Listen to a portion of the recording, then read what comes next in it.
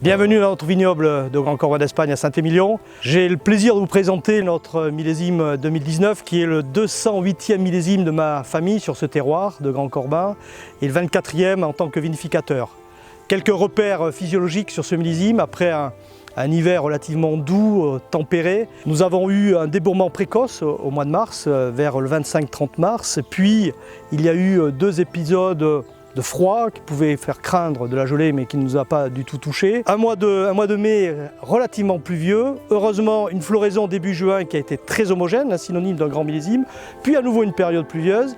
Puis fin juin jusqu'à à peu près le 23-24 juillet, une période très chaude, voire caniculaire, où là nos vignes n'ont pas souffert. Nous sommes dans notre terroir de Grand Corbin, nous sommes sur des argiles, les argiles bleues, nous sommes tout proches de Pomerol. Et ces argiles ont emmagasiné l'eau au printemps et donc peuvent le rétrocéder au pied de vigne pendant tout le cycle physiologique. Et donc il n'y a pas de contrainte hydrique trop importante. Ensuite, on a eu un mois d'août et un mois de septembre relativement tempérés qui a permis d'arriver à une maturité du raisin idéale. On a récolté nos jeunes vignes de Merlot vers le 15 septembre, puis on a attendu quelques jours après le 20 septembre pour récolter nos Merlots de vignes un peu plus anciennes, puis nos Cabernet Francs, des raisins qui étaient à parfaite maturité. Je vous propose une dégustation de ce millésime 2019. Je viens de le prélever dans notre chai à barrique. Donc dégustation après 6 mois d'élevage. Au niveau robe, on a une robe extrêmement profonde, riche, avec des larmes bien colorées, synonyme de grande richesse de ce millésime.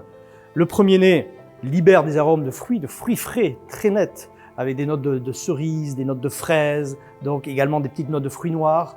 À l'agitation, on a des arômes qui arrivent encore plus fruits confits, avec des notes épicées apportées par le Cabernet Franc, qui donne beaucoup de fraîcheur à ce vin. Et ce qui est intéressant, c'est d'avoir cette fraîcheur. Ce vin vous fait saliver. C'est le côté, moi, qui m'intéresse aussi dans la culture biologique, c'est d'avoir des pH relativement plus bas qu'autrefois, et donc d'avoir cette fraîcheur qui est maintenue dans le vin. Également, l'élevage, notre côté bois qui est présent, mais sans non plus surnager sur le vin. Et je vous propose après de le goûter. En bouche, on a une attaque ronde, soyeuse, élégante, fine. C'est vraiment le merlot à parfaite maturité.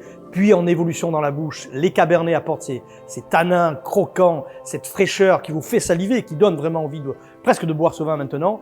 Et en rétro-olfaction, on retrouve ces arômes de fruits confits, vraiment synonymes de ce millésime-là, de parfaite maturité.